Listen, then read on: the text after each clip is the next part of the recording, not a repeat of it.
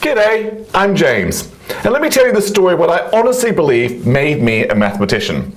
I grew up in an old Victorian house back in Adelaide, Australia, and every room of the house had a pressed tin ceiling with some sort of floral design on it. The kitchen, the living room, the dining room, pressed tin ceilings everywhere, including my childhood bedroom.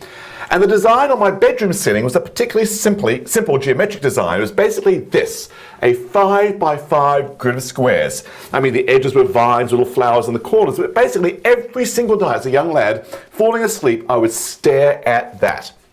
And of course, what does a young child do when they stare at that every single night? Well, they start making games and puzzles for themselves. For example, I counted how many squares there are on the grid. Now, clearly 5 by 5 makes 25 squares, until I realized there's actually more than 25 squares in this picture. If you start counting the 2 by 2 squares, you start seeing lots of those around the place. And also count the 3 by 3s and the 4 by 4s and the one great big 5 by 5.